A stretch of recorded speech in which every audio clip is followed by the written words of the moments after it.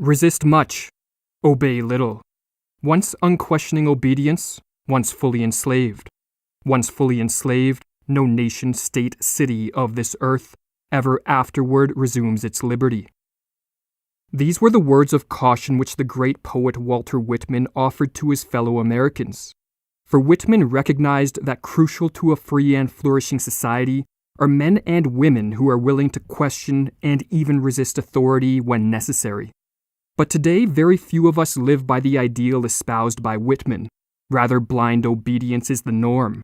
We have become populations of sheep, easily to be herded into the chains of tyranny. But what has led those of us in the West to largely shun the advice of Whitman? In this video, we will examine two institutions that have played an integral role in the breeding of a passive citizenry: the compulsory state-run education system, which in North America is called the public school system, and the mainstream media. Public schooling is viewed as one of the shining lights of the modern Western world. Who could question the value of an institution that provides free and compulsory education for all? But as with many institutions of our day, the textbook picture of how the institution should work greatly diverges from the reality of how it does work. If public schools taught individuals how to think, if they promoted intellectual curiosity and produced citizens healthy in body and mind, then few would question their value. But beneath the veneer presented by the bureaucrats that run this institution, a darker reality emerges. Or as John Taylor Gatto, a former teacher turned one of public schooling's greatest critics, writes, "Schools are intended to produce formulaic human beings whose behavior can be predicted and controlled.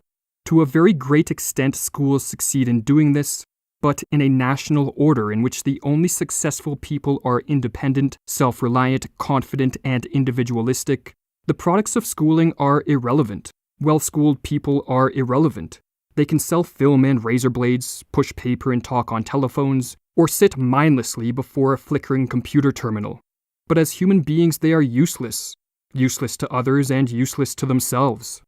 Noam Chomsky echoed this sentiment, writing in his book Understanding Power, "Given the external power structure of the society in which they function, the institutional role of the schools, for the most part, is just to train people for obedience and conformity, and to make them controllable and indoctrinated."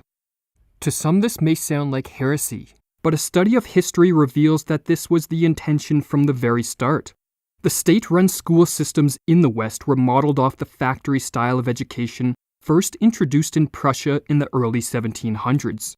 "What shocks," writes Gatto, "is that we should so eagerly have adopted one of the very worst aspects of Prussian culture, an educational system deliberately designed to produce mediocre intellects, to hamstring the inner life, to deny students appreciable leadership skills, and to ensure docile and incomplete citizens, all in order to render the populace manageable."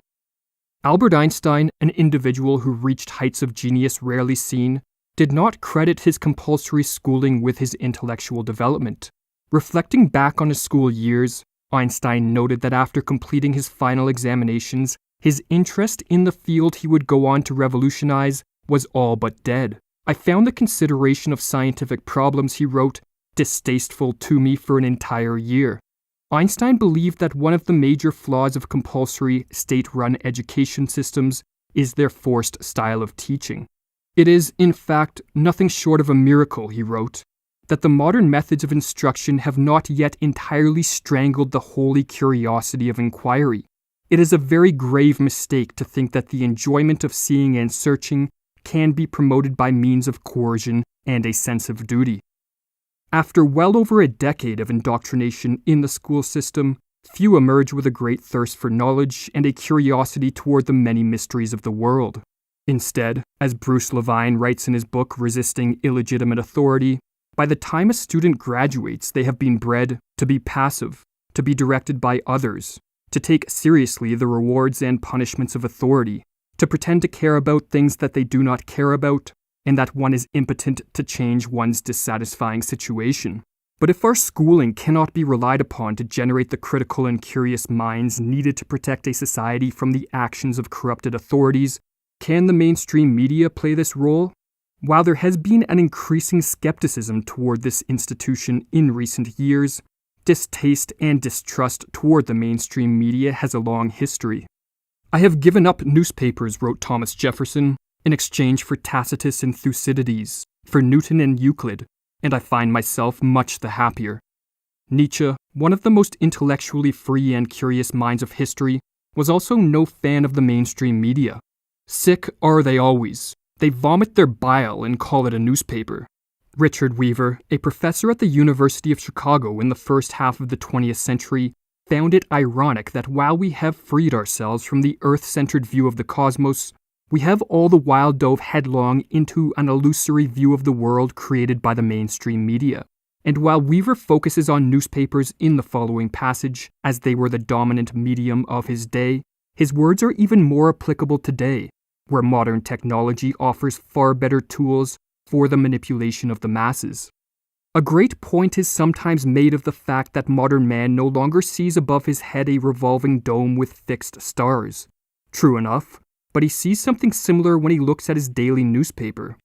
The newspaper is a man-made cosmos of the world of events around us at the time. For the average reader, it is a construct with a set of significances which he no more thinks of examining than did his pious forebear of the 13th century think of questioning the cosmology. But why does the mainstream media so often choose deception over truth? Noam Chomsky, in his book Media Control, suggests that, like many politicians, the mainstream media is dominated by individuals who adhere to an elitist ideology. The 20th century journalist Walter Lippmann epitomized this view, calling the masses the bewildered herd, and suggesting that one of the main functions of the media is to put this herd in its proper place as passive spectators, not active participants, in the organization of a society. Or as Chomsky explains, this elitist ideology is built on the notion that the mass of the public are just too stupid to be able to understand things. If they try to participate in managing their own affairs, they're just going to cause trouble. Therefore, it would be immoral and improper to permit them to do this. We have to tame the bewildered herd, not allow the bewildered herd to rage and trample and destroy things. For those of us who are not among the self-anointed elite, the question arises as to whether the controlling of the bewildered herd is done in order to promote a prosperous and flourishing society, or merely to maintain certain institutional structures which favor the elites to the detriment of society at large. This open question only reinforces the need for a more skeptical attitude toward the authority figures of our day. We need, in other words, more anti-authoritarians. It must be stressed that an anti-authoritarian is not someone who, in place of a passive acceptance of authority, adopts a passive rejection of all authority. Many institutions and authority figures serve a beneficial purpose and therefore should be accepted. But anti-authoritarians recognize that consensus does not mean truth, that power corrupts, that people lie, and that some institutions, in the words of Chomsky, have no moral justification. They are just there in order to preserve certain structures of power and domination. Recognizing these undeniable facts, the anti-authoritarian is willing to look at all authority figures with a healthy dose of skepticism, and potentially even resist their commands if such authority proves corrupt and harmful to the well-being of a society. Or as Henry David Thoreau wrote, "If the machine of government is of such a nature that it requires you to be the agent of injustice to another, then, I say, break the law."